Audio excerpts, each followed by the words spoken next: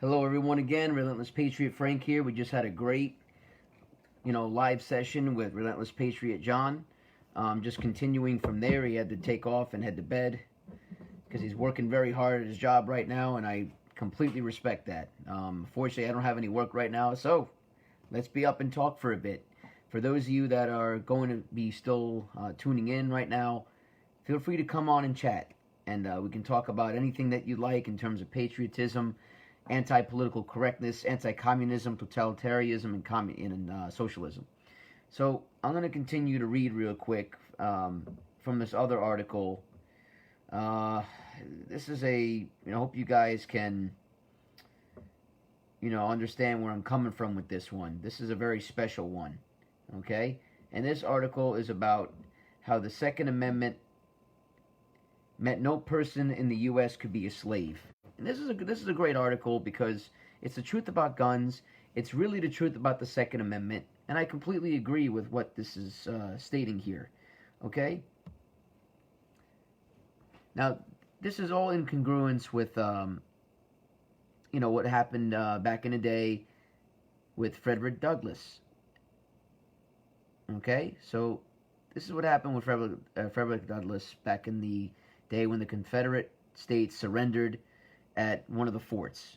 Okay, now Frederick Douglass was a great man. He did agree with equality. He did agree with, remember, he was in unison with Abraham Lincoln. Okay, now he said this, right? He declared this. Now, while the black man can be denied a vote, while the legislators of the South can take from him the right to keep and bear arms as they can, they would not allow a Negro to walk with a cane where I came from. They would not allow 5 of them to assemble together. The work of the abolitionists is not finished. Notwithstanding the provision in the Constitution of the United States that the right to keep and bear arms shall not be abridged, the black man has never had the right either to keep or bear arms, and the legislators of the states will still have the power to forbid it under this, the 13th Amendment, and will they not do it? Have they not got the prejudice there to do it with? Frederick Douglass, and what new skin will the old snake come forth from? This address was delivered in New York City, May 10th, 1865. This is one of Frederick Douglass's papers, Series 1, Volume 4, pages 83 to 84. Okay, now, because he said that, this is what happened, right? And it's good, and at the same time, it's awfully familiar to what's going on, right? The next year, Congress recognized that disarming the freedmen was indeed part of the efforts of the southern state governments and terrorist organizations to keep the freedmen in de facto servitude. So in 1866, the Second Freedmen's Bureau bill ordered the Union Army in the South to protect the freedmen's full and equal benefit of all laws and proceedings for the security of person and estate, including the constitutional right to bear arms. The same year, the Civil Rights Act was passed, and the 14th Amendment was sent to the states for ratification. Okay, and this is important stuff. All were enacted with supporters expressly stated purpose of protecting the Second Amendment and self-defense rights of the freedmen. So this just goes to show you guys that Congress even had said that firearms are for everybody, and that it doesn't matter what race you are. What matters is that no person could be a slave with the Second Amendment. And it just also goes to show you that the Democratic-run southern states were the ones to enforce these anti-gun laws, especially when it came to black people. So we have to remember to be grateful, okay, to be grateful for what the Republicans did and what Frederick Douglass said and what Abraham Lincoln had also said, right? These are all important things. And we got to remember why our Second Amendment's important and what it really means. The right to keep and bear arms shall not be infringed. Right? We're talking about, if you take a look at all the protests and loots and riots going on, That's important. The right to bear arms shall not be infringed, and the right to bear arms is for everyone. Okay? And according to this article, remember, the southern states did not allow black people to own firearms. Plain and simple. Frederick Douglass even said it himself. Right? This is important. Black people were not allowed to own firearms, back in 1865. And thank God for the 13th Amendment and the 14th Amendment that were giving black people that right. So in 1866, okay, and like I said before, I'll just repeat this quote. The Second Freedmen's Bureau bill ordered the Union Army in the South to protect the freedmen's full and equal benefit of all laws and proceedings for the security of person and estate, including the constitutional right to bear arms. So the Union, aka the North, protected everyone's right to bear and keep arms. Down in the South, they were actually against it. And if you look at back in the day, in the South, this is when the Democrat Party became very, very dangerous, became very, very powerful. They wanted to keep slavery around for a long time. Obviously, they weren't happy with giving up you want to talk about privilege? They weren't happy with giving up their own privilege. And it sounds a lot like what's going on right now. They're not happy. They don't want to give up their statues. They don't want to give up their Confederate flag, even though they're all freedoms of speech and they don't need to be torn down in order to just learn from it. Okay? It sounds awfully familiar to what happened back in the day. You're preventing people from expressing themselves. You're preventing people from, owning firearms, etc., etc. That's an important thing, guys. So, back in the day in the South, okay, the Democrat states prevented black people from owning firearms. The Union came in 1866 after Frederick Douglass, presented his address.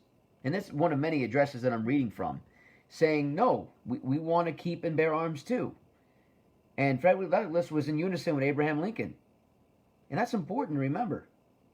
You want to talk about a white man who's semi-black and then a full black man coming together in unison to fight for their constitutional and amendment rights. That is extremely important. So if you ask me what needs to be done currently, just like the article said, we need to come together and express our constitutional and amendment rights. Even bad freedom of speech or hate speech, as we like to say, needs to be supported. Needs to be, hey, you have the right to say this. Even though I don't agree with you, that's one of the most important things that you can do. Now, again, I'm here, okay, for anyone that would like to come on and share their experiences. I'm here for another half an hour to an hour.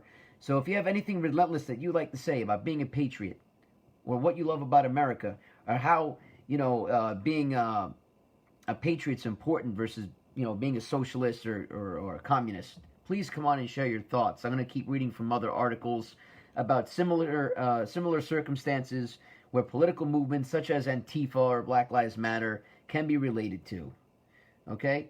Now, this is another article in which happened in South Africa. Okay? And this happened in the early 2000s. And this is from a person who was a liberal, Democrat, whatever, for that time, or socialist, whatever you want to say down there. And this person lived there for 7 years, first as a grad student, then as a freelance journalist, and then as a political speechwriter. Okay, this person lived in the heart of Cape Town, Cape Town's Muslim community, and volunteered several evenings a week as a tutor for high school students and, inside of a poor black township. So not only was the community Muslim, but it was also part of a black township. So already this person thinks they're, above and beyond, right? Because they're doing a lot of, servitude towards the community, and they happen to be a political speech writer, and they happen to be a journalist and a professor. Sounds awfully familiar already, based upon what I'm reading, to what the liberal agenda, to what the liberals are doing inside of these schools for indoctrination purposes. So it's no wonder this person's writing as if he's already higher than thou art, right? Many South African symbols and institutions had already been renamed in the mid-1990s as an apartheid ended. The old blue and orange flag was replaced with a colorful standard that properly reflected the diversity of, quote unquote, the Rainbow Nation. So a rainbow apparently was used in the mid 1990s to show diversity. Let's think about that for a second. What flag right now is meant in this country to show diversity? But yet, they won't have a black man allowed inside of their group. And yet they advocate for Black Lives Matter. Let's think about that for a second. Crazy, isn't it? The old national anthem. And again, just like in Communist China article that I read before, with Relentless Patriot John, had stated the same thing, right? They were replacing all these old traditional things that were about goodness and freedom and patriotism. The old national anthem that we had was replaced with a mashup that combined elements of the song with, I don't even know who this person is, Nkosi Sikelel Africa, a gospel hymn that was adopted by the anti-apartheid liberation movement. So you replace the old national anthem with a revolutionary anthem. Now, what just happened the other day? Who wanted to replace the national anthem with Imagine All the People? It's the same thing, guys. This all reeks of Marxism and communism. All these movements, all these liberal hypocrites in the mainstream media, all these, if you look at all the celebrities that made a video way back, Imagine All the People, when they're singing from their, their luxurious homes while we the people suffer. We can barely make ends meet. We all lost our jobs. Oh, history does repeat itself, and that's the thing. These liberals, they want it to repeat itself, it seems. All this, it happens throughout history in certain parts, obviously, right? But if you really look at the disgustingness of it all, you can definitely compare and contrast. Replacing of old traditions, replacing of monuments, replacing of national anthems, replacing of culture with something that's diverse. Only if it's diverse to you, but not diverse to somebody else. Right? So again, continuing with the article, right? The country looked forward to a prosperous future as international sanctions ended and new opportunities opened up for a rising black middle class. The new South Africa inherited a modern infrastructure and a world-class skills base concentrated amongst whites. That's also very interesting. So you had a rising black middle class, but it was controlled by whites. And definitely controlled by Marxists and Democrats and Socialists for sure over there. Africa doesn't have a Republican Party or a Patriot Party. Or at least they might have had something close to that before they got Nelson Mandela in there and then other people, right? And Steve, thank you for saying that. Yeah, your wife left Russia for a good reason. Yeah, I definitely understand. Trust me when I tell you. There's a lot of people, even in my own family, that left their home, Sicily and Italy for a very good reason. Because even right now, you got the people over there realizing that this virus is bullshit, and now they're protesting against the government. At least 3,000 strong.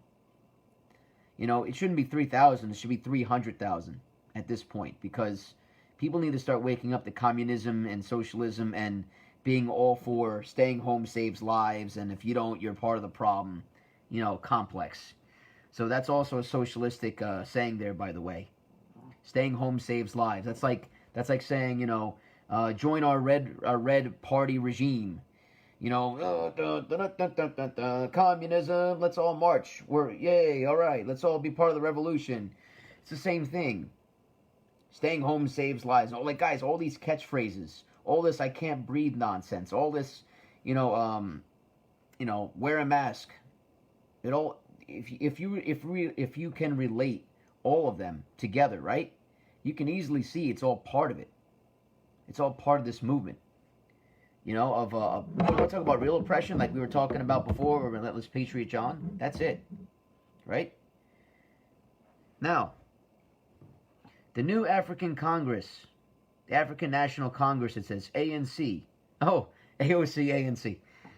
Steered between populist desires for economic redistribution on the one hand and the need for economic growth and fiscal responsibility on the other. I arrived as a left-wing idealist. Fresh from Harvard College on a Rotary scholarship, I had been born in Johannesburg, but my family left for the U.S. shortly thereafter. I wonder why there, pal.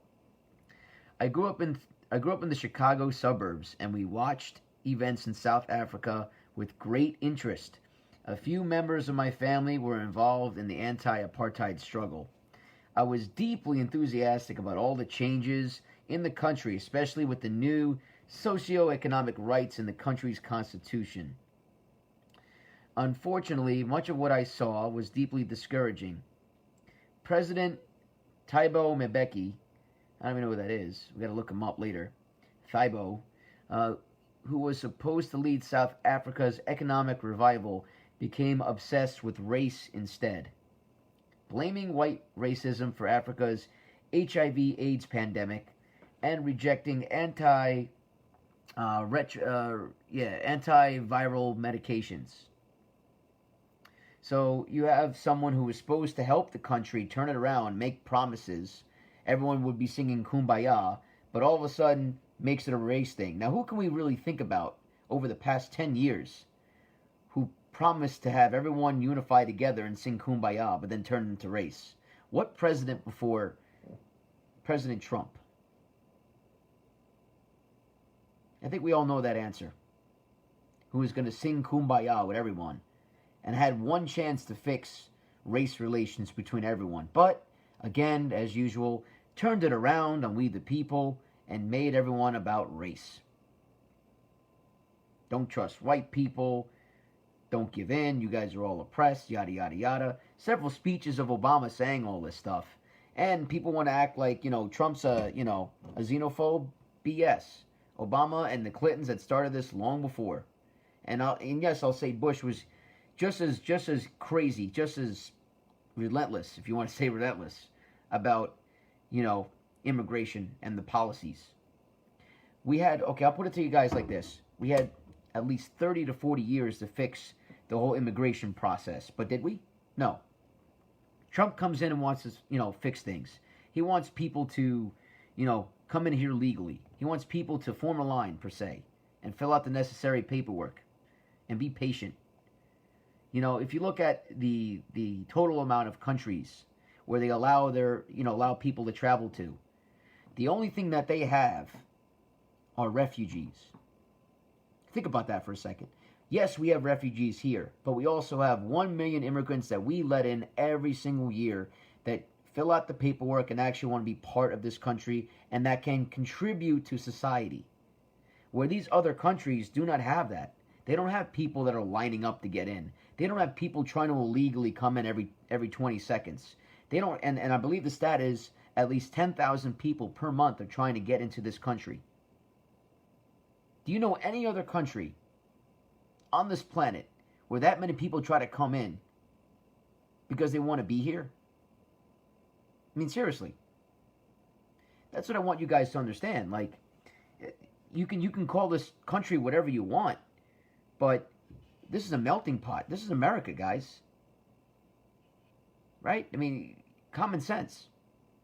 So we can't say America's racist if we're allowing all these immigrants in from all over the world, from all different ethnicities and backgrounds and professions, right? If we're racist. I can tell you guys this much. If we truly were a racist nation, then it would be one race all the time, always in your face, but yet BET exists, BLM exists, affirmative action exists. You have MTV doing whatever it wants for cultural appropriation. You got VH1. You have all these ridiculous channels. You got Comedy Central. Most of the comedians are black on there. I mean, like, seriously. If you look at all the sport teams, most of them are black. Football, basketball. I mean, you can't say that we're a very racist country at this point. And I don't know if you guys heard me talk about stats before, for those of you that are just tuning in. By the year 2045, it is said, literally, that this country will have the most mixed races on this earth in comparison to the rest of the world. Think about that. So people are trying to say that America is more racist now. What is it that you're talking about? What do you mean? Where are your facts? Where are your stats? And as a matter of fact, where does your allegiance lie at this point? If you're not happy, if you think America is racist, then go to Venezuela. Then go to China, where they literally have, in China, signs that say black people are not welcome in this restaurant. Where was the last sign that you could see here over the past 70 years since the civil rights movement has made tremendous strides that says black people are not welcome? Can anyone tell me? I sure as hell can't. I must be blind. I know where I wear glasses, but like, come on now. You got to wake up, guys. Okay, now the article ends with this. Okay, and I'm just gonna back up a little bit here. Now, the rest of the article says this, right? And again, we're talking about a left-wing professor who is high and mighty on his horse that has done some charity work in Africa at the time. Okay, and now he's talking about the new president that had got put in by the socialist regime at that time in the early 2000s. Okay, again, the president's name is Thabo Mbeki. He was supposed to lead South Africa's economic revival, but then suddenly he became obsessed with race, saying it was all the white people's fault that we are oppressed in our own country, when the white people didn't own the majority of the businesses and they weren't in the majority of the government. It's all black. So suddenly you turn into a totalitarian, attitude, and then you want to destroy everyone. It sounds awfully familiar to what happened when the white people's farms were burned in South Africa, right? Because Africa has not always been a good country. It's never been socialistic, right? So now this person is talking about what happened after the president took office, right? Aside with the race baiting games, this and that. He's saying this: the education system offered early retirement to white teachers to create a more racially representative workforce. Regardless of the effect on black students who suffered worse education as a result. At the time I arrived in South Africa, its electricity rates were among the cheapest in the world, and the state-run power company, Eskom, was preparing for privatization and foreign investment. Instead, under pressure from the left, the ANC reversed course and turned the company into a vehicle for political patronage. So, the companies that are behind leftism in South Africa, or in Africa at this time, got behind political patronage. Now, again, going back, fast forwarding to the future, what companies have given homage to political patronage, to political correctness? Name all the ones so far in your mind that we have catering to political correctness or political patronage. Who's behind Black Lives Matter? We have Pepsi. We have Taco Bell. KFC. We have Quaker Oats. Pepsi owns a lot of companies, by the way. Okay? Aside from George Soros, you're looking at all these other companies. You have ESPN. Okay? And you have countless other companies that are involved with charity organizations. Look at the NAACP. Obviously, right? But again, you look at average corporations. Even if you look at Verizon Wireless, most of their employees are black or minority, right? If you look at some of those advocate groups that are part of the Act Blue agenda, right? The Act Blue agenda is a very dangerous agenda, right? So if you look at those companies, they're all involved with political patronage. They're all involved with the socialistic affairs, right? So this article, you can definitely relate to what's going on. Again, this happened in the early 2000s, for those of you that are tuning in. Hey, Anthony. How you doing, sir? I'm reading about, if people want to learn about history, so that way it's not doomed to repeat itself, you're in the right place. Because every single night I talk about a socialistic, communistic or totalitarian, event that happened in the past and how you can apply it to what's going on right this second. So right now, again, we're in Africa in the early 2000s, and a lot of things have happened since this president took office. The president made things about race. The president made, he happily took white teachers out of the equation, even though black people were being better educated underneath white teachers. No offense. It's just what the article states here. They had more economic prosperity. It just goes to show you guys that societies that erase their future or erase their history are doomed to repeat their future, right? So, okay, so now the article ends with this. Today, South Africa suffers from regular electricity shortages, and its once promising economy barely hobbles along. So because all these companies, we're talking about the electric company that was there, that was very good for Africa at the time, suddenly turned its back on the African people and started to join these political causes.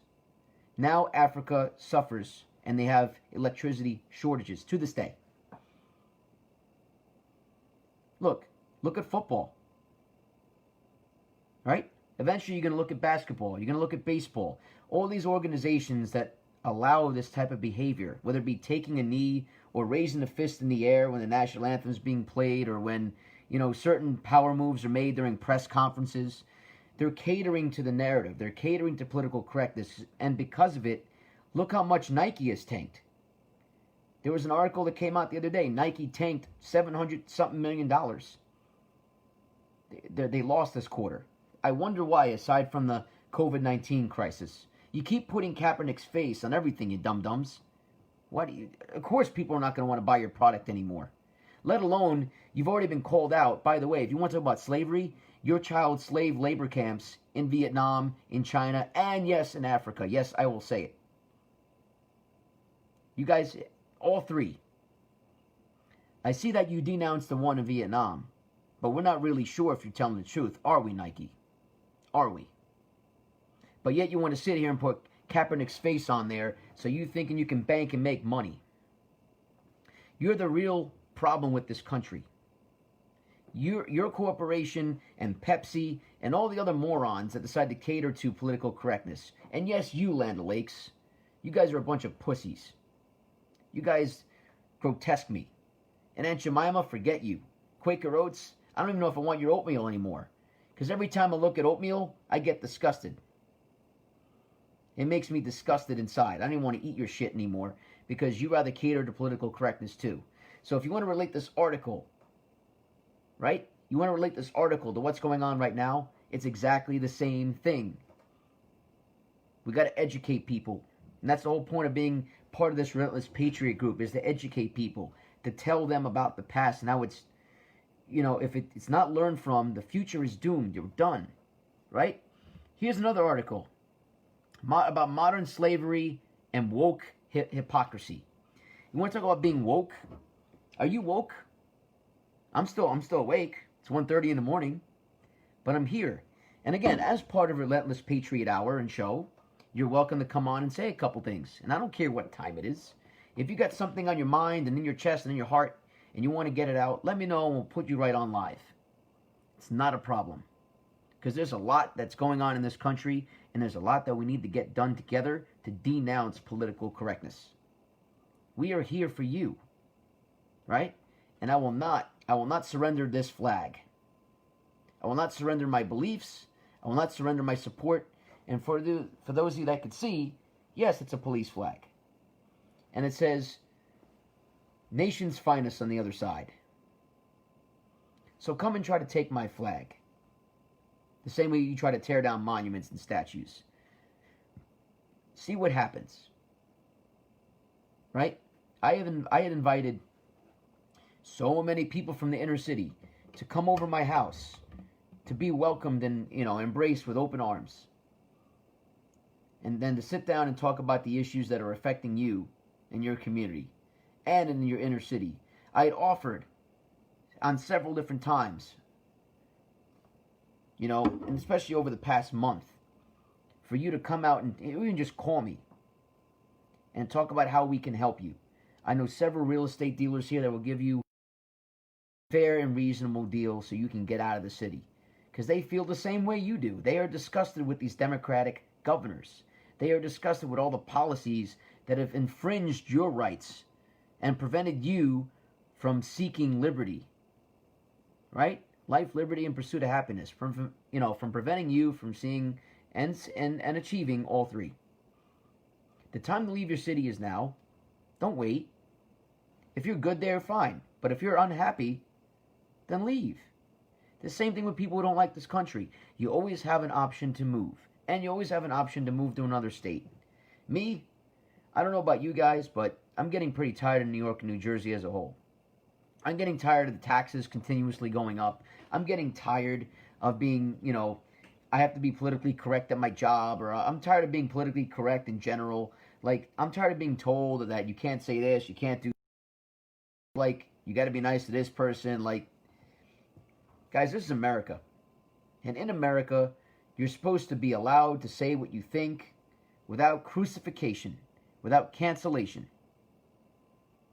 You need to stand behind the flag. You need to stand behind the Constitution and amendment rights. I talk about this religiously every single time I'm on live. You need to start getting behind that instead, right? Because if you get behind that, you'll never be disappointed and you'll never be wrong. The rule book, guys, is important. The Constitution is your rule book. Follow it to a T, right? Okay, now I'm going to read from this other article. And this is from, it's an analyst article, and it's very important that we listen to this. This is back in 2017, because that has a lot to do with the policies that are currently in place because of Black Lives Matter and the global slavery rate, okay?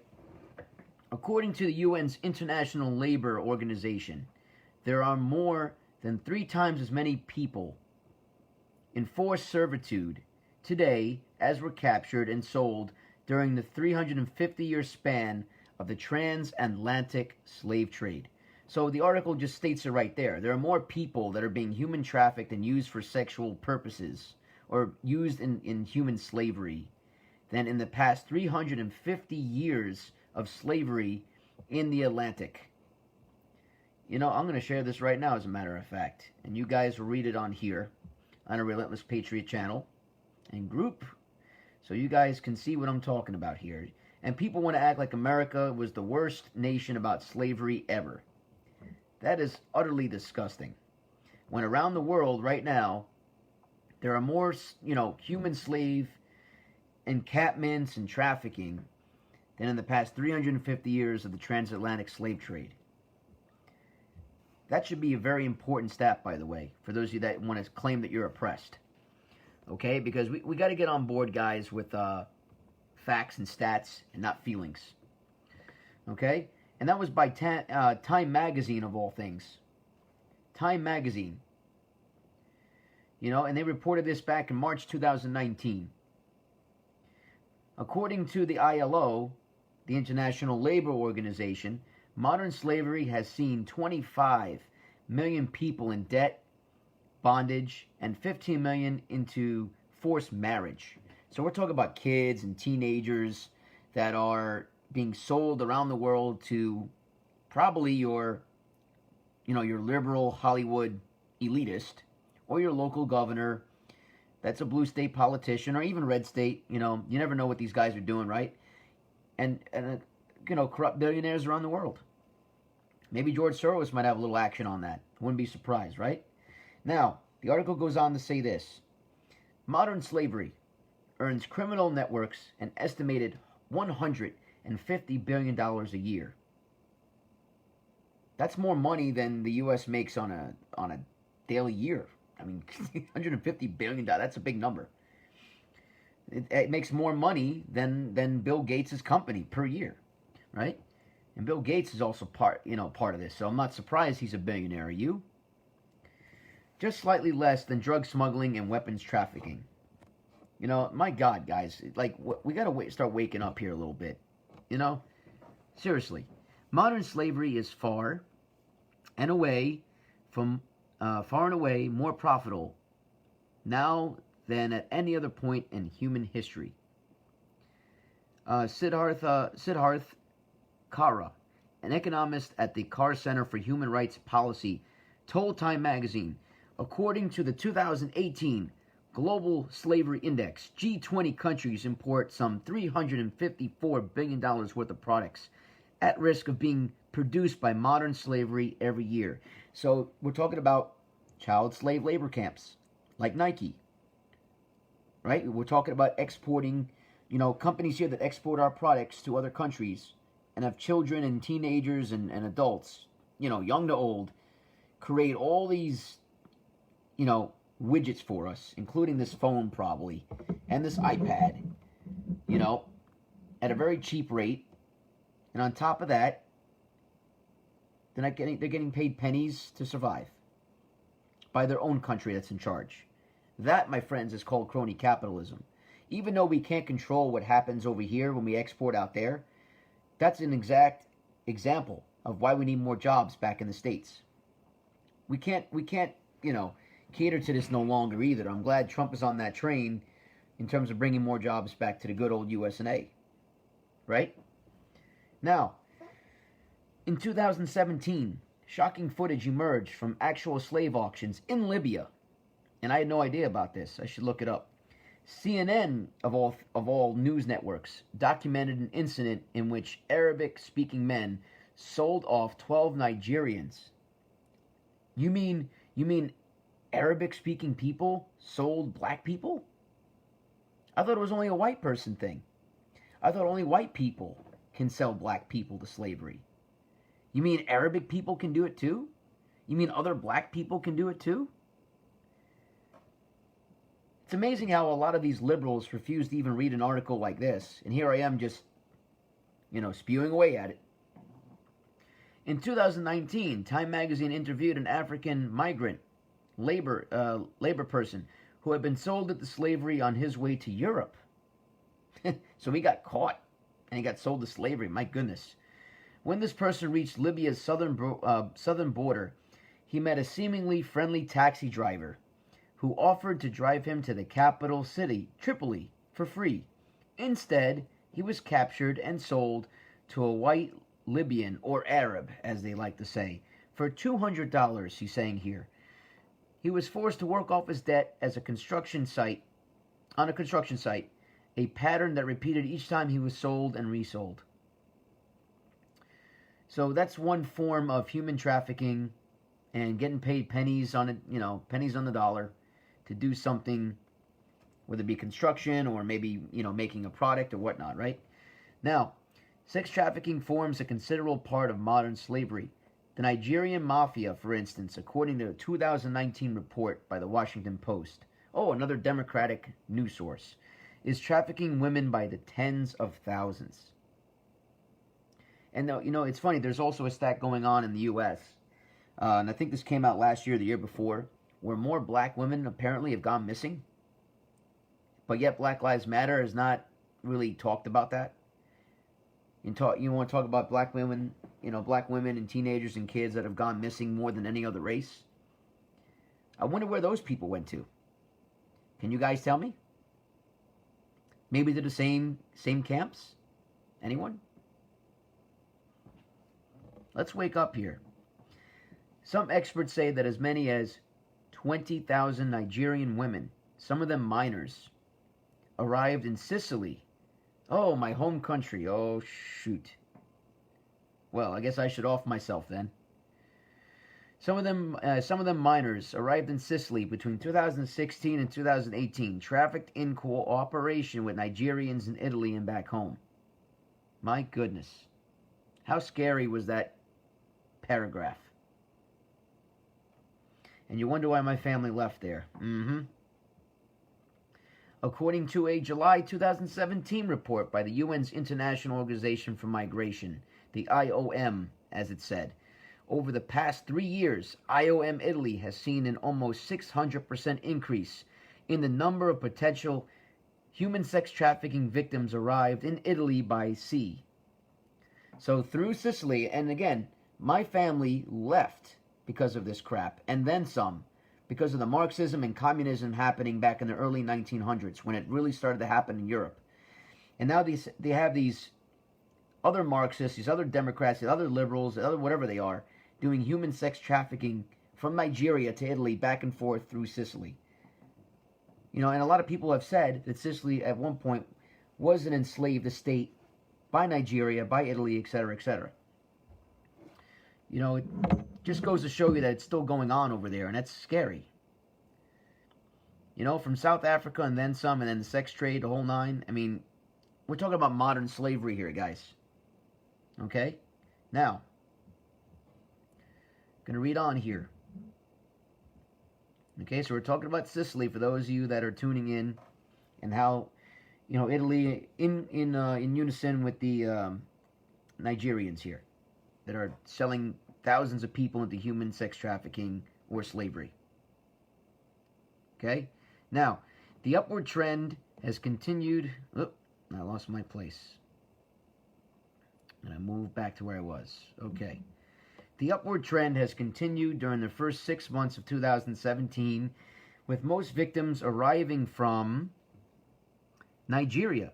In its report, the IOM, remember, the Italy Organization for Migration, estimated that 80% were girls, often minors, arriving from Nigeria, whose numbers soared dramatically from 1,454 in 2014 to 11,009 in 2016. Guys, that's like a 10,000% increase. They were potential victims of trafficking for sexual exploitation, and some of them were actually rescued. The rest have gone missing. In parts of the African continent, especially in the slavery districts such as Sahel, I don't even know the name of this place. We're going to have to look up all this information later, too. I mean, it's all very interesting in how these practices, and people want to say that they're oppressed, when meanwhile human sex trafficking is a pretty big deal. But no one wants to mention that, right? And again, like I said before, there's more black women and girls and teenagers that are missing in this country more than any other race. Where's Black Lives Matter on that notion? Hi, Richie. How are you? How you doing, sir? I'm glad you're tuning in to the Relentless Patriot Show, guys, and Relentless Patriot Frank, telling you not myths, not feelings, but I'm talking facts here about human sex trafficking, which is the true modern slavery of today and always has been, probably since the early 15 and even 1400s, where tons of countries, including, yes, Arabic countries, are primarily responsible for this. Okay, so now let's go back to that stat. Okay, 11,009 from 1,454. Okay, in parts of the African continent, especially in the Sahel, one of the slavery districts, it's still ingrained in their traditional culture. Even though officially slavery has been outlawed in countries such as Mali and Mauritania, so-called descent-based slavery or caste-based slavery systems in which slavery is passed down from generation to generation, so that slaves are born into their predicament. So people in Africa, people are born into slavery, but yet we're going to ignore this. Black Lives Matter is going to ignore that Africa is having a problem. No one's born into slavery here. People may be kidnapped, but you're not born as a slave. That's for sure. In 2013, it was estimated that around 250,000 people were living in slave-like conditions in Mali, where slavery is not illegal. So even in parts of Africa, slavery is still legal. Is Black Lives Matter going to teach you that? Absolutely not. One Malayan slave, or Malian slave, Wachatau, told The Guardian in 2013 that she became a slave at the age of 7 when her mother, also a slave, died. My father could only watch on helplessly as my mother's master came to claim me and my brothers, she said. She worked as a servant for the family without pay for nearly 20 years. My God. And that was in 2013 already. And this is going by, someone's story and a daughter. It's terrible. And it says here that she was forced into a marriage with another slave in whom she didn't even know. so that she could supply her master with more slaves. So they forced slaves to breed together, obviously, to form more slaves. Now, what happened down south was atrocious. And there were slave labor and farm camps for this. I'm not denying that. Because the more slaves you had, the more your company would profit, and it's terrible. But this is saying here that's going on in Africa. Where's Black Lives Matter? Okay? In Mauritania, it is estimated that up to 20% of the population is enslaved, even though slavery was officially outlawed in 1981. The slaves are mostly from the Haratini minority, who are black Africans, as opposed to the nearly half of the population who are Arabs or Berbers, according to a report from The Guardian from 2018.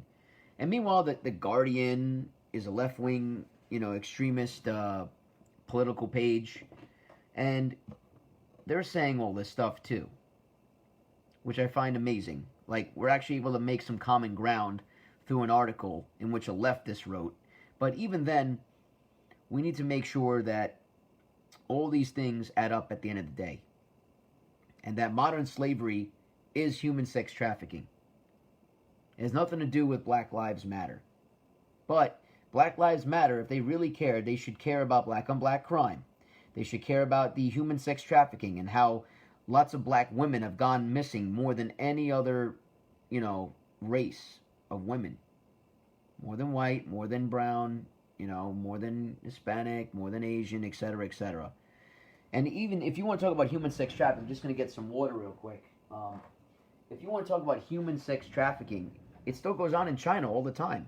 They illegally export women and children and old people.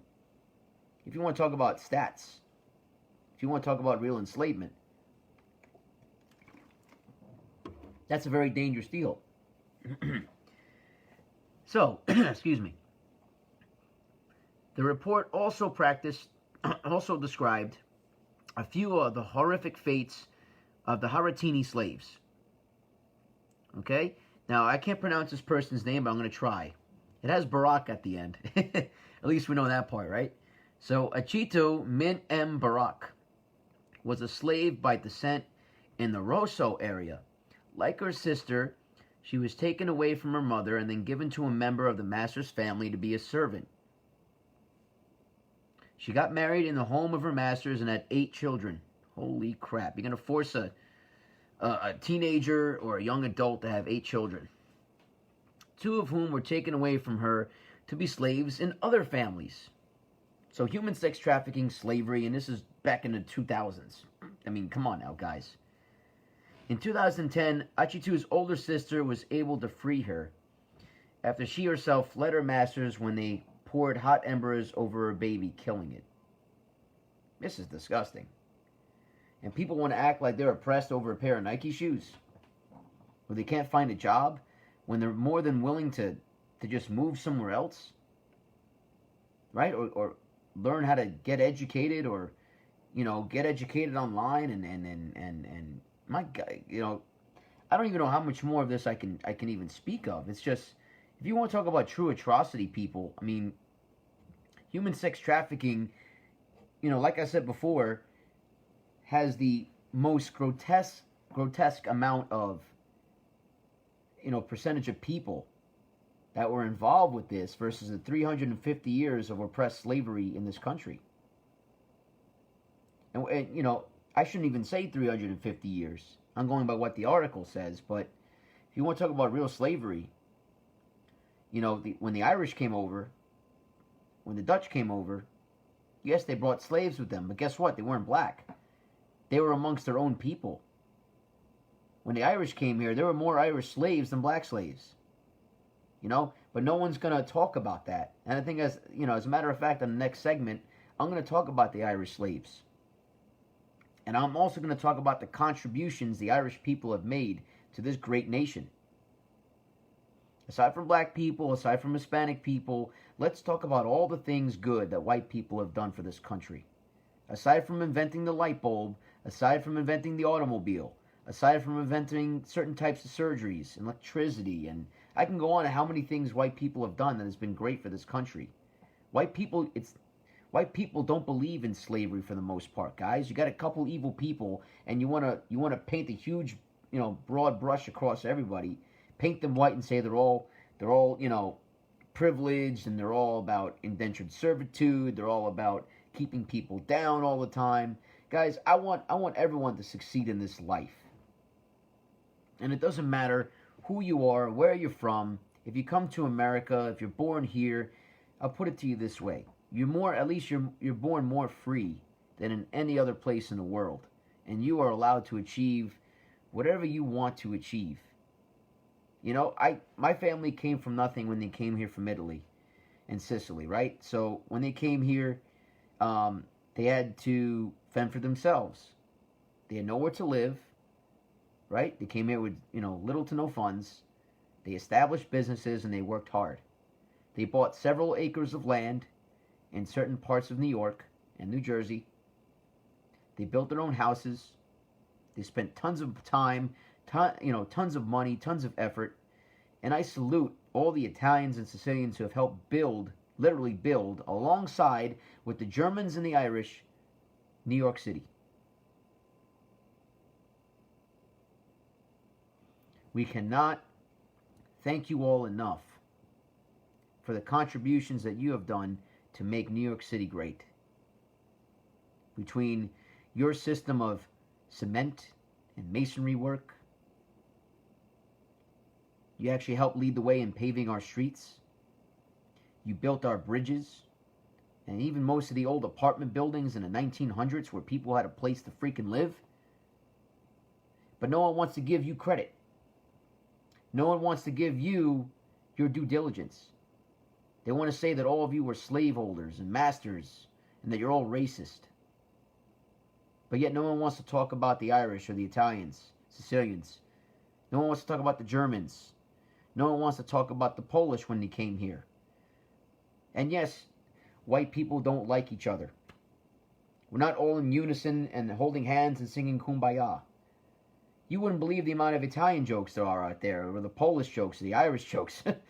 Forget it. Especially with the Polish jokes. I mean, I don't mean to be an asshole, but you guys can understand. Not everyone is going to like each other, or their customs, or their cultures. But the one thing that we can get behind, ladies and gentlemen, is the American culture. And how we need to really, really try to protect it together. Right? Black, white, Asian, Hispanic. If you're proud of this country, or if you're proud to be part of it, and if you made something out of yourself while you're here, then please also come on the show. Talk about it. Talk about your experiences as to why America should be labeled as great. Should be considered one of the best places to live in the entire world. Should be the place of freedom, not the place of tyranny. We got to be better than this, guys. Right? So now, let's see who's tuning in over here. And anyone would like to ask me any questions at all, any remarks. I'm seeing, we got Jacob here, right? We got Anthony. Are you still on? Everyone give me a thumbs up and let me know if you're here. And if anyone wants to come on live, I know it's late, but you're welcome to come talk. I'm going to read one more article. And guys, all this stuff's important, again, to learn from history and to appreciate what we have now. Not being ungrateful, right? This we have to remember and always trust. And be fair. Be fair to all. You can't just say, oh, America's bad and this and that and that's it, right? That's not right. Okay, so now this article is, we're talking about civil rights. And we're talking about, how Black Lives Matter is literally using, okay? They're using low-income Black America to promote insurrection. And this is by an ex-civil rights activist, literally a person who was part of all this stuff. And they're coming out and saying stuff about Black Lives Matter, which is great. They're trying to expose them for what they truly are. They're a very fraudulent organization ran by totalitarian and communists and Marxists, right? So this person is an ex-civil rights activist, a black man, okay? And his name is Bob Woodson, okay?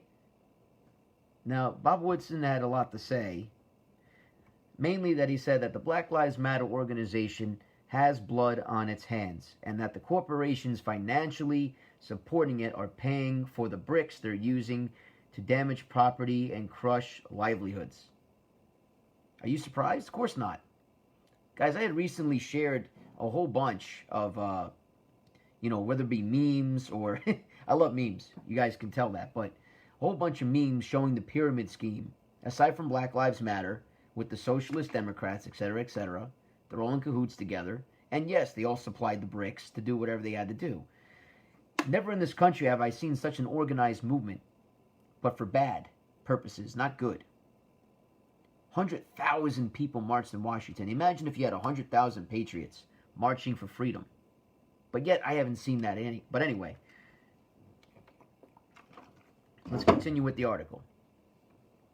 The pretext of all this, of course, was pursuing social justice and challenging institutional racism, quote unquote, and they used George Floyd as a symbol of that. They're always trolling for other George Floyds, different kinds of George Floyds. The head of Black Lives Matter went to Houston when a 7-year-old girl was killed and raised $100,000 in reward money while anticipating that the person who killed her was white, only to discover that the murderer was black.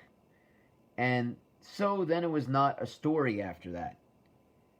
So Black Lives Matter, you can see here, literally looks for white people that are doing bad things to black people, always. But yet they will never announce or denounce the black-on-black crime stats. And you can see here from the article that it wasn't a story after the fact. And it makes you wonder what they did with that hundreds of thousands of dollars of money. And it never went to the victim or the victim's family. Think, people. My goodness, I shouldn't have to read from a common sense article to give you common sense. Now, this is and in terms of that 7-year-old girl that was killed by another black person, this is back in 2018 in December. The name of the girl, if you want to look her up, is called Jasmine Barnes. And she was in a drive-by shooting, apparently. The following week, authorities arrested and charged 20-year-old Eric Black Jr. with her murder. According to NPR, which is a local chapter of the Black Lives Matter movement, wrote on social media at the time that the attack seems racially motivated and it will not stand. But yet you don't know who the killer is, right? Make sure that we hold law enforcement accountable in bringing justice for Jasmine Barnes. Until they found out it was a black man. Where's the justice now? Right? This is not about social justice, Woodson emphasized. And again, low-income black America are being used by the group to promote insurrection to the country and create anarchy. Woodson also had noted the indiscriminate targeting of statues and historical monuments for destruction and vandalism by anti-racism protesters, including a Boston monument for the all-black 54th Massachusetts Volunteer Infantry Regiment. Jesus, you guys even want to tear those down too, huh? Whose Civil War exploits were immortalized in the Oscar-winning film in 1989, Glory. So these people are really out to destroy civil society, Woodson says. And again, we're talking about an ex-black civil rights advocate, okay? Like guys, let's get with the program here. If a police precinct can be taken over by a mob, then why not your home? My message to guilty white people, stop helping us, Woodson added. Just stop helping us. There is blood on the hands of Black Lives Matter and these corporations that are paying for the bricks, that are paying for these protests and riots. And, during this past Father's Day weekend, there was a hemorrhage, and I don't know if you guys saw the stats. There was a hemorrhage of black-on-black crime and death in Chicago, New York, and other cities. Where was BLM protesting against that? Where were all the volunteers to help out? If you look at, Curtis Sliwa's group, the Guardian Angels, they're at least going out there and seeing what they can do. They were actually out there during New York City riots and protests, and they were protecting Macy's and local neighborhoods. Where is the Black Lives Matter group protecting these neighborhoods, making sure neighborhoods are safe, like the Black Panthers did, even though they were crazy? Regardless, they wanted the black community to do well. And they held the black community, as a matter of fact, accountable for their actions. Right? But they were always there as protectors and guides for the black community, even though they were nuts. Again, I'm not saying that they were the best type of people, but they were the best type of people for the black communities at that time. You know, so we got to remember these things, guys. Give me a wave, give me a like, let me know if you're here. Again, if you'd like to come on camera and say a couple things, let's talk, right? Let's talk about, society today and how we can bridge certain gaps, right? Let's pay attention to the numbers, pay attention to history. You want to abolish police, but yet you call them when you need them. So on several occasions that happened. You look at Beverly Hills, the same liberal retards that decide to, support BLM and fund them and help them get out of prison and jail whenever they're arrested. And then they want to call the cops as soon as BLM marches on their own neighborhoods. Weren't you the same people that decided to, smear the police? Hashtag no such thing as good cop. Can't you see the heretics and the hypocritical nonsense that you guys have added to the fire? What's wrong with you? Right? And the problem is this. Democrats, for too long, they've allowed themselves to be heard in these inner city communities, and they've allowed a lot of brainwashing and indoctrination to happen, especially if you look at, my hometown of Rockland. I grew up there for a long time, left. I'm in Jersey now, but I have a martial art business in Rockland, guys. I won't be able to open because of these riots and loots and protests, and I won't be able to open because of COVID-19 is synced up with these same people. They all don't want America to do well, guys. We need to wake up. It's important. And the problem is this. The Democrat communities, they don't want to have the Republicans be seen as a community or a party that reaches out to people that need help, or they don't want word to spread that the Republicans were the real party of anti-racism. They don't want any type of facts about them. So that's why they want to tear down some of these statues. They want to get rid of the Lincoln Emancipation statue. They want to get rid of Christopher. They want to get rid of all the things that made this country great to begin with. And that's important. It's important to remember what Marxism is, what communism does, and what socialism is a byproduct, and how they all wrap into one giant, fireball of extremism, right? And falsely labeling white people. And they don't do anything for any country. As you can see, I've read several history articles already, how they've just used people for financial gain or used them for power, and so they can remain in power. If you look at China, great examples that I talked about there. You look in Africa, great examples there, whether it be through human sex trafficking or socialism. And the same thing's going on here. Behind closed doors, like I was saying to Relentless Patriot John, who was on here before, that this country's in trouble. This country's in trouble behind the curtain. It's not just what we see on the news. It's not just these BLM or Antifa or socialists. It's these liberal professors. It's all these schools, these socialistic schools, these Marxist schools that are allowed to operate in this country. And yes, it's freedom of speech to be a Marxist or to be a socialist. But let's be honest, guys. Just because it's freedom of speech doesn't mean we need to agree with it. And it doesn't mean that we should stand for it. We're allowed to remove it, we're allowed to remove these groups, much like we're allowed to remove crappy governors. So there should be votes on this stuff. People should be involved in their local communities, and they should stand up against the crap. We should stand against this as patriots. That's why on this show, it's important that we be relentless. Hence the name Relentless Patriots. So again, I'm here for a little while more.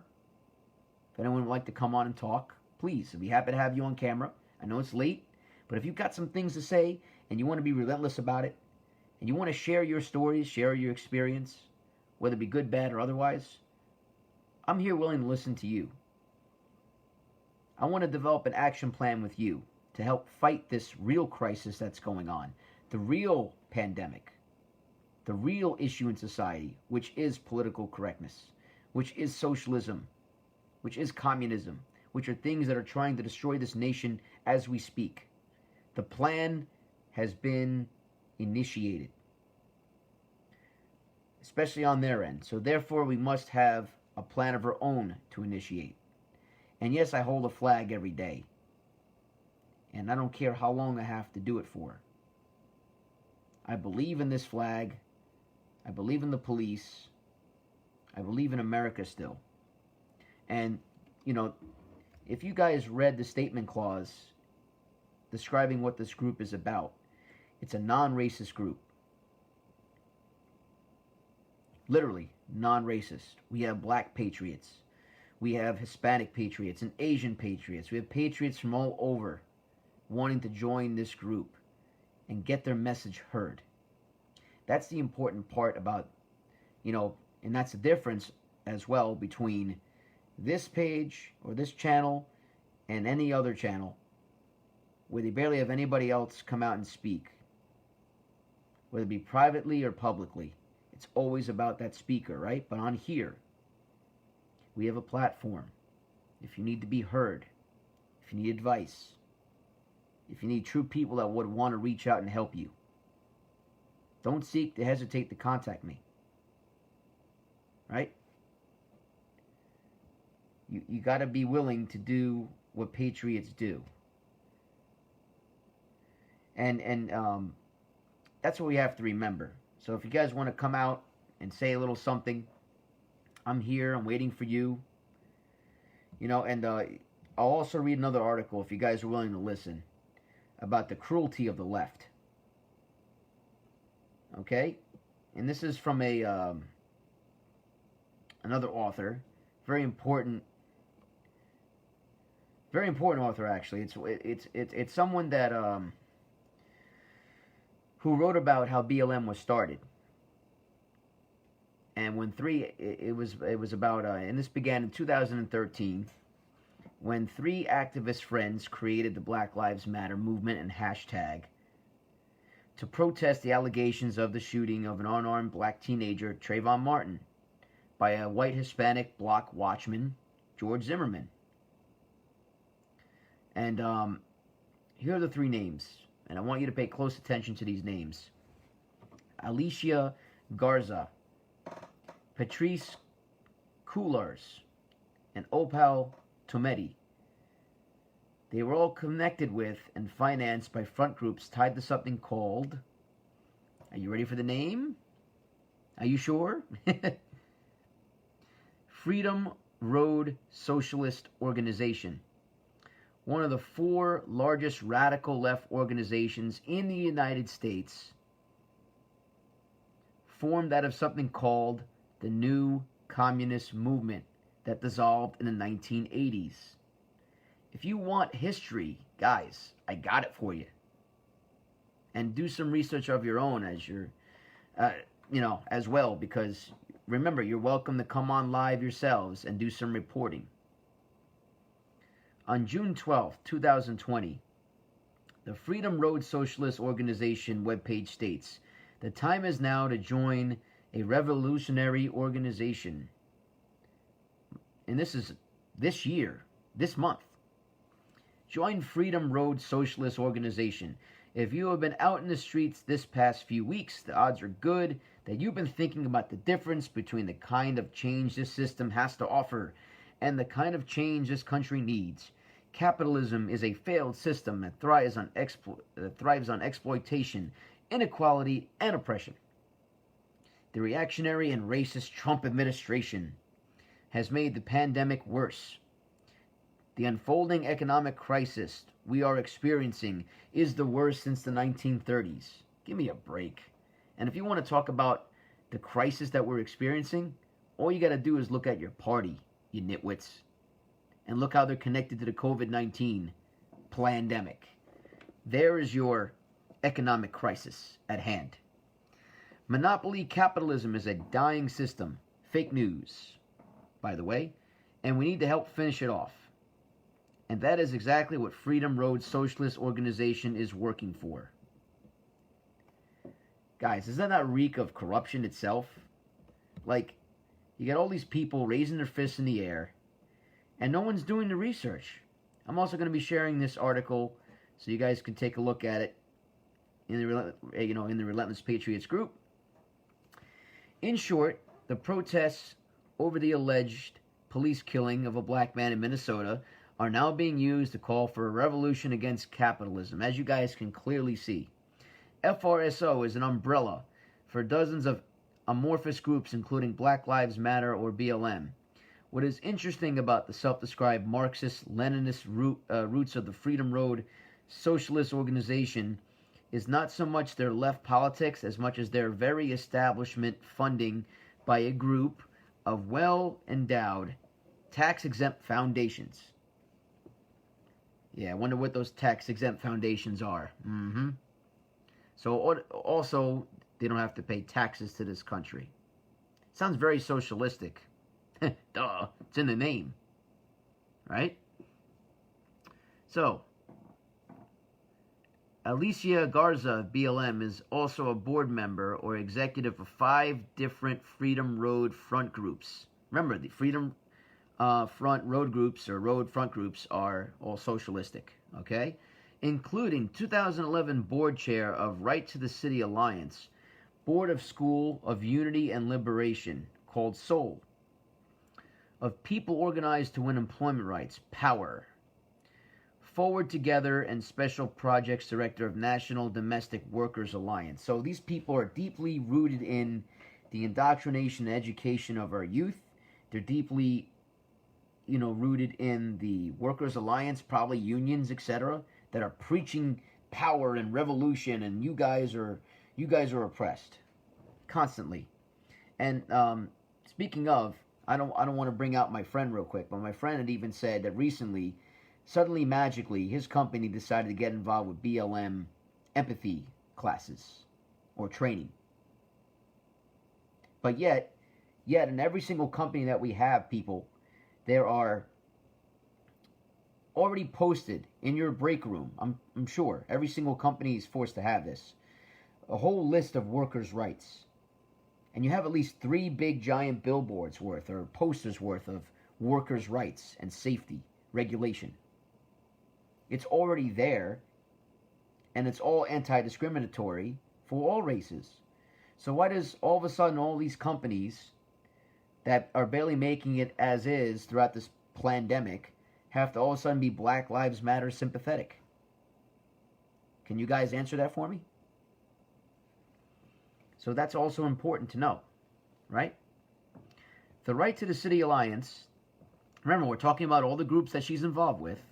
The Right to the City Alliance got $6.5 million between 2011 and 2014. You want to talk about Black Lives Matter being a $1 billion business? There you go. From a number of very established tax-exempt foundations, including the Ford Foundation. Ford. Talk about being un-American. Meanwhile, they got bailouts, if you guys remember, back in the early 2000s with George Bush. That piece of garbage, too. Including the Ford Foundation, they received $1.9 million from them, from both of George Soros's major tax-exempt Open Society foundations and the Foundation to Promote Open Society. They received from them $1.3 million. Also, the Kellogg Foundation. Oh, that I just bought some Kellogg's. Well, time not to.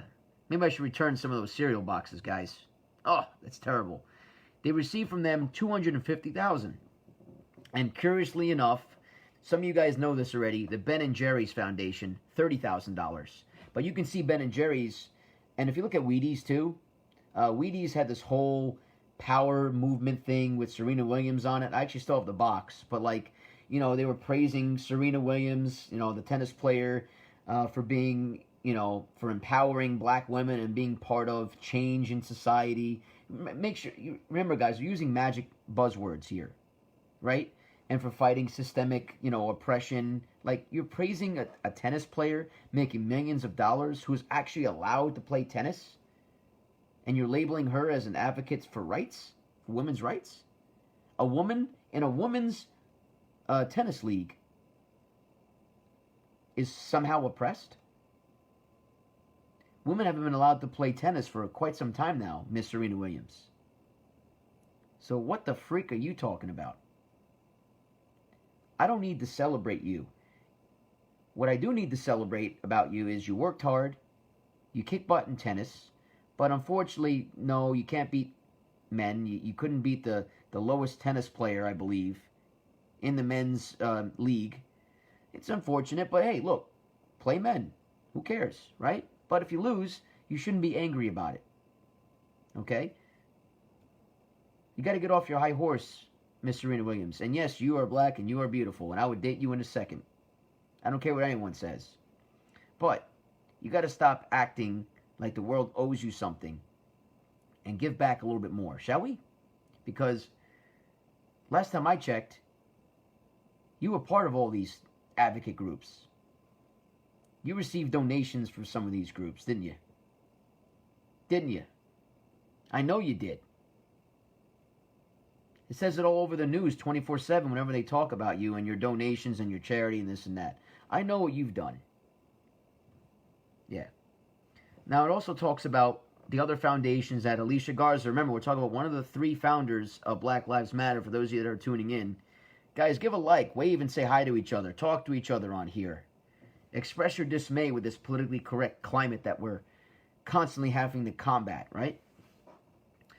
Garza had also got major foundation money as an executive director of the FRSO Front and Power, where Obama, former Green Jobs czar Van Jones, a self-described communist and rowdy black nationalist. And I think that's funny real quick. I'm sorry to divert, but look at the other Black Lives Matter protest groups. If you saw, I shared some pictures. And in the signs that they had, they were all green. And you know what it said? Green New Deal. And they were laying flat down on their back. So it's not surprising to you guys that Black Lives Matter and the Green New Deal and socialism and communism and Alexandria Cortez and Bernie Sanders are all being funded, and you got Joe Biden behind the barrel, of his 22 gauge shotgun that he claims he has, which I still think is complete bullshit. Probably doesn't know how to load a damn thing or get it out of the cabinet correctly. Probably doesn't even remember he has one at this point. But it just goes to show you, like, look at all these groups. Look at all the internal funding that's going behind the scenes, guys. We got to wake up. And if those of you that can share this, this live chat, share it as a watch party within your own pages or to other groups that you know, so we can get this message out together, right? And I appreciate everyone's support at this time, and we're going to continue to talk about stuff.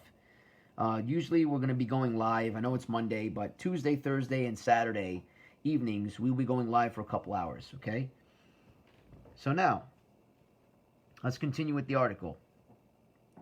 Alicia Garza also chaired the Right to the City Alliance, a network of activist groups opposing urban gentrification. That front, since 2009, received $1.3 million from the Ford Foundation, as well as $600,000 from the Soros Foundations, and again from Ben & Jerry's, a total of $50,000, and Garza Soul, which claimed to have trained 712 BLM organizers in 2014. When she co-founded BLM, she got $210,000 from the Rockefeller Foundation. Oh, that's a shocker. I'm sure you guys know a whole bunch about the Rockefeller Foundations. And again, for those of you that want to come on and talk about it, please, I'm here. Let me know, right? And that's scary. The Rockefeller Foundation, which also, by the way, I don't know if you guys know, has funded yes, they were in America at the time, but they also helped fund the Nazis. Does World War II ring a bell? Does Adolf Hitler ring a bell? Do the white socialist nationalists ring a bell? The Rockefellers, the Rothschilds ring a bell? And that's scary. These groups were all formed before Black Lives Matter was. And then all of a sudden, poof, as if it were all a plan, they were established, right? We remember in 2014 with Trayvon Martin. Okay, these are all important facts here, guys. I can't state this enough. So again, $210,000 from the Rockefeller Foundation and another $255,000 from Heinz Ketchup. Oh, God. And John Kerry family. So I guess John Kerry, his family was part of Heinz Ketchup. That's disgusting. So we're going to have to get Heinz Ketchup and have to disband that instead. How about that, guys? Don't disband the police, disband Heinz Ketchup. With the forward together of FRSO, Garza sat on the board of a multiracial organization that works with community leaders and organizations to transform culture and policy to catalyze social change. It officially got $4 million in 2014 revenues, and from 2012 and 2014, the organization received a total of $2.9 million from Ford Foundation and other major foundations. That is disgusting. I mean seriously. I continue to read on here, and look, we just talked about human sex trafficking in Nigeria and Libya. So this person here is from Nigeria. This is about the second founder, Opal Tometi. She was one of the BLM co-founders, right? Nigerian born, obviously. That's why all the bad people come from Nigeria and Ethiopia, and they have problems. And like you look at Ilhan Omar, I believe she was from Nigeria or Ethiopia, one of the two. Like, it's bad news, guys. Bad news. They're all radical extremists, right? So now, it says here about her, Tometi headed the FRSO's Black Alliance for Just Immigration, curiously with a staff, quote-unquote, of 2, that it got money from major foundations, including, again, the Kellogg Foundation and the Soros Foundations and Ben & Jerry's. Tometi got $60,000 in 2014 to direct the group. That is crazy. The Freedom Road Socialist Organization, right, the FRSO that we just talked about with Tometi, it is now openly calling for a revolution against capitalism in the wake of the George Floyd killing. Oh my God. And is also another arm in something called the Advancement Project, which describes itself as a next generation multiracial civil rights organization, quote unquote. Its board includes a former U.S. Department of Education Director of Community Outreach and a former Bill Clinton and Obama affiliate. He was assistant to the Attorney General for Civil Rights. Unbelievable. The FRSO Advancement Project in 2013 got millions from major U.S. tax-exempt foundations, including Ford. So, wow, guys, the most American company, Ford, out of all the other companies, it looks like has attributed the most money to BLM out of everything. This is where our protests need to go to. Kellogg, $3 million. Ford was $8.5. Hewlett Foundation, HP, defense industry founder, $2.5 million. Rockefeller Foundation, $2.5 million. And Soros Foundations, which is very evil, $8.6 million. Now, if you guys don't know the Soros Foundations, that's your Pepsi, okay? That's deeply rooted. I mean, Pepsi controls a lot. They own a lot of other companies too, actually. So, guys, like I've been saying, this is the real problem. This is the real revolution. And I shared these articles in the page. Definitely follow us, like us, share us, and let's continue exposing the left for who they really are. If you want to talk about, corrupt crony capitalists that somehow think that socialism is the way, but meanwhile they're reaping the benefits off of capitalism themselves. You got another thing coming, right? We got to be aware to these socialistic movements. And people have labeled me, oh, Frank's against socialism. He's not about sharing. He's not about, spreading the wealth. Well, guess what, guys? When it comes to shit like this, never should we ever support it. So you got to be relentless, in terms of your patriotism. Never question it. And if you're going to question it in a way where, what can I do to fix this? How can I help bridge the gaps? How can I help wake people up? Aside from going live online on Facebook, right? What can we do to fix society together? And, my plan is this. To, march on and protest and boycott these organizations. Stop buying their products so you stop funding them. And wake people up. And I'm just so disgusted that these food corporations, of anything else, whether it be Nike, whether it be, social justice groups, these food groups have funded more money than Ford and, it's just disgusting. Like, food groups, really? So cereal is going to help social justice? Oatmeal is going to help change the world? And bring out equality, quote unquote? We can't sit here and think that this is maturely correct. And this is what I talk about all the time on the Relentless Patriot Show, about how political correctness is evil. You can see what it's already done. And I'm speaking from here as a concerned citizen of this country, to wake up others the same way and educate. And if they don't want to listen, then kindly tell them to you-know-what and keep it moving. And talk to people that will listen, that will help you, and help America.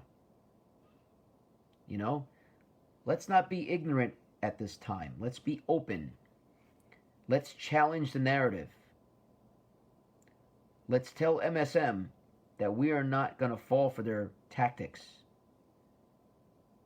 We are on to you. We know what's at stake, which is freedom. You've already censored conservatives and, like-minded patriots. We know that you've done what you've done on Facebook, Twitter, Instagram, YouTube. We know that I'm only able to reach a certain amount of people when I go live, because you are spying on me. You want to infiltrate and you want to destroy me. But I'm not going to let that happen. Because the more and more that you guys seek to do these things and you expose it and you make it very open and easy to see, the more you're going to be investigated. The more the country is going to be awake to your tactics. The more we're going to fight back. Every time you decide to censor one of us, you make our numbers bigger. You are feeding the beast. And we are okay with that. As patriots, as Americans, we have every right to challenge your narrative, to go against the grain. And I will sit here and continue to preach the truth for as long as I can, because that's what Americans need to start doing. Speak the truth always. And you guys are going to find out, the more you want to speak the truth, the more dangerous things get. But, as a good friend of mine once said, I'd rather have dangerous patriotism than peaceful slavery. So, I appreciate you all for tuning in. And let's keep this movement going.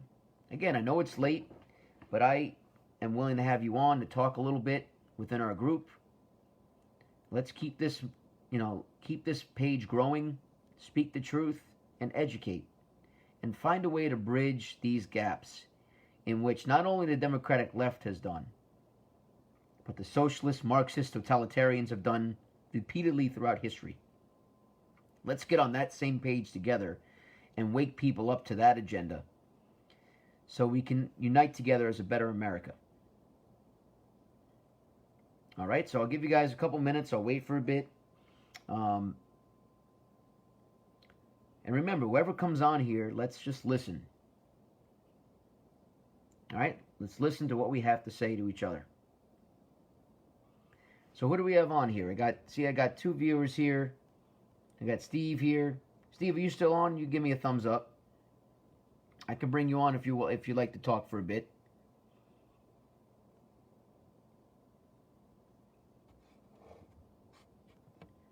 You just let me know, sir. It'd be good to have you on. And, you know, as a fellow martial artist, it'd be good to hear your experiences. You know? I think we have a couple other people following real quick. But if not, guys, I'll end it here. Okay, I wish you a very good night. And let's keep it going. Okay, until next time, God bless you all. And I will see you tomorrow night. We're going to start doing more live shows, again, on Tuesday, Thursday, and Saturday evenings. Okay, we'll probably start around 8 or 9 o'clock. I will give you the official time. All right, so until then, stay safe. All right, stay calm, cool, and collective. Stay American, relentlessly. Take care, everyone.